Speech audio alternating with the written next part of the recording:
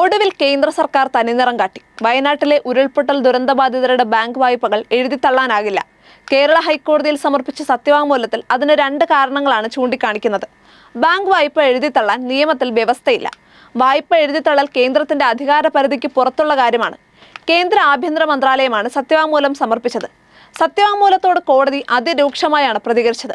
ചിറ്റമ്മ നയം വേണ്ട, കേന്ദ്രത്തിന് അധികാരമില്ലെന്ന് പറയാനാകില്ല. വായ്പ എഴുതിത്തള്ളാൻ മനസ്സുണ്ടോ എന്നതാണ് പ്രശ്നം.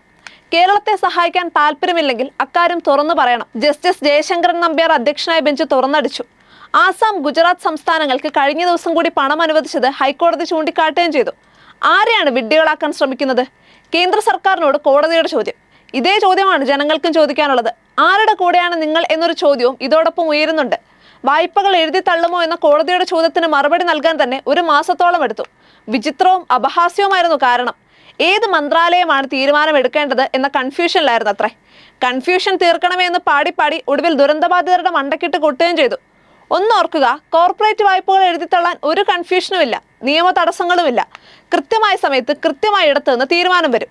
അറിയുക, 2014-നും 2019-നും ഇടയിൽ ഷെഡ്യൂൾഡ് വാണിജ്യ ബാങ്കുകൾ എഴുതിത്തള്ളിയത് 6.35 ലക്ഷം കോടി രൂപയുടെ കിട്ടാക്കടമാണ്. ഏറ്റവും വലിയ ബാങ്കായ സ്റ്റേറ്റ് ബാങ്ക് ഓഫ് ഇന്ത്യ ഈ 5 വർഷത്തിനുള്ളിൽ 1.6 ലക്ഷം കോടി രൂപ എഴുതിത്തള്ളി. ബാങ്കുകൾ തങ്ങളുടെ ബാലൻസ് ഷീറ്റുകളിൽ നിന്ന് കിട്ടാക്കടം എഴുതി നീക്കുന്നത് അവരുടെ കണക്കുകൾ ശരിയാക്കുന്നതിനും നികുതി കാര്യക്ഷമതയ്ക്കും വേണ്ടിയാണ്. പിന്നീട് ആ വായ്പകളിൽ നിന്ന് തിരിച്ചു പിടിക്കുന്ന തുക ലാഭമായി ചേർക്കുന്നു. എഴുതിത്തള്ളൽ എന്നാൽ പൂർണ്ണമായും ഒഴിവാക്കുന്നു എന്നല്ല അർത്ഥം. കടമെടുക്കുന്നവർക്ക് എഴുതിത്തള്ളലിന്റെ പ്രയോജനം ലഭിക്കുന്നില്ല. ബാങ്കുകൾ ആ വായ്പ തിരിച്ചു പിടിക്കുന്നത് തുടരുന്നു. ഇതാണ് സർക്കാരിന്റെ സ്ഥിരം അവകാശവാദം. എന്നാൽ ഈ വാദം വെള്ളം ചേർക്കാത്ത കള്ളമാണെന്നതാണ് സത്യം. 2014-19 കാലത്ത് എഴുതിത്തള്ളിയ 6.35 ലക്ഷം കോടിയിൽ വെറും 9.7% മാത്രമാണ് തിരിച്ചു പിടിച്ചത് എന്നറിയുമ്പോൾ സർക്കാർ വാദങ്ങളുടെ പൊള്ളത്തരം പകൽ പോലെ വ്യക്തം. എഴുതിത്തള്ളിയതിൽ ഭൂരിഭാഗവും കോർപ്പറേറ്റുകൾക്ക് നൽകിയ വലിയ വായ്പകളാണെന്ന് കൂടി അറിയുമ്പോൾ ദുഷ്ടലാക്കും വ്യക്തം.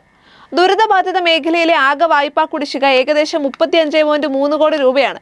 ഇതിൽ 11 കോടി രൂപയുടെ കാർഷിക വായ്പകളുണ്ട്. ബാക്കി ഭവന വായ്പകൾ, വ്യക്തിഗത വായ്പകൾ, SHG ലിങ്കേജ് വായ്പകൾ, വാഹന വായ്പകൾ തുടങ്ങിയവയും.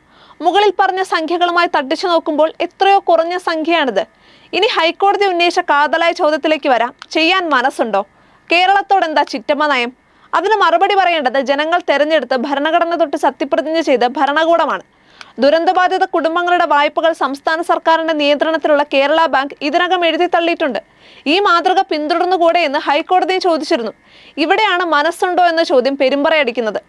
വീടുകളും കൃഷിഭൂമിയും നശിച്ച് ദുരിതാശ്വാസ ക്യാമ്പുകളിൽ കഴിയുന്നവരിൽ നിന്ന് വായ്പയുടെ EMI തിരിച്ചുപിടിക്കാൻ ധനകാര്യ സ്ഥാപനങ്ങൾ ശ്രമിച്ചത് തികച്ചും ക്രൂരമായിരുന്നു. ആ സാഹചര്യത്തിലാണ് സംസ്ഥാന സർക്കാരും മറ്റ് രാഷ്ട്രീയ കക്ഷികളും സംഘടനകളുമെല്ലാം വായ്പ ഒഴിവാക്കാൻ കേന്ദ്ര സർക്കാരിനോട് ആവശ്യപ്പെട്ടത്. സംസ്ഥാനതല ബാങ്കേഴ്സ് കമ്മിറ്റിയുടെ യോഗം വിളിച്ചു ചേർത്ത് എല്ലാ ബാങ്കുകൾക്ക് മുന്നിൽ ഈ ആവശ്യം മുഖ്യമന്ത്രി ഔദ്യോഗികമായി അവതരിപ്പിക്കുകയും ചെയ്തു. സംസ്ഥാനത്ത് നിന്ന് ഫണ്ട് ശേഖരിക്കുകയും വലിയ ലാഭമുണ്ടാക്കുകയും ചെയ്യുന്ന പൊതുമേഖലാ ബാങ്കുകൾ സാധാരണക്കാരുടെ ആവശ്യങ്ങളോട് പുറംതിരിഞ്ഞു നിൽക്കുന്നു എന്ന ആരോപണം നേരത്തെയുണ്ട്. കേന്ദ്ര നിലപാട് ഹൈക്കോടതിയെ മാത്രമല്ല അസ്വസ്ഥതപ്പെടുത്തുന്നത്, ഈ രാജ്യത്ത് ജീവിക്കുന്ന ഓരോ മനുഷ്യന്റെയും ആശങ്കയാണത്. ജനങ്ങൾ അങ്ങേയറ്റം ദുരിതം അനുഭവിക്കുമ്പോൾ പോലും ഭരിക്കുന്നവരുടെ രാഷ്ട്രീയം നോക്കി തീരുമാനമെടുക്കുന്ന ഭരണകൂടങ്ങൾ ജനാധിപത്യത്തിന് നാണക്കേടാണ്. ദുരിതബാധിതർക്കെതിരെയുള്ള ജപ്തി നടപടികൾ ഹൈക്കോടതി സ്റ്റേ ചെയ്തിട്ടുണ്ട്. അത്രയും നല്ലത്. ഇനി വേണ്ടത് കേന്ദ്ര സർക്കാരിന്റെ നിലപാട് തിരുത്തിക്കാനുള്ള ശ്രമങ്ങളാണ്. സംസ്ഥാനത്തുടനീളം നടന്ന് തള്ളിമറിക്കുന്ന കേന്ദ്രമന്ത്രിമാരും ഇതിൽ ഇടപെടണം. വായ്പ എഴുതിത്തള്ളൽ ദുരന്തത്തിനിരയായ നിസ്സഹായരായ മനുഷ്യരുടെ അവകാശമാണ്, ആരുടെ ഔദാര്യമല്ല. ഇത് കോടതിക്ക് ബോധ്യമുണ്ട്. ആ ബോധ്യമാണ് ഭരണഘടന വായിക്കൂ എന്ന പരാമർശത്തിലൂടെ പുറത്തു വന്നത്. ദുരന്തകാലത്തായാലും സമാധാന കാലത്തായാലും അതിജീവനം പോരാട്ടത്തിലൂടെ മാത്രമേ സാധിക്കൂ എന്ന സത്യം നമുക്ക് മറക്കാതിരിക്കാം.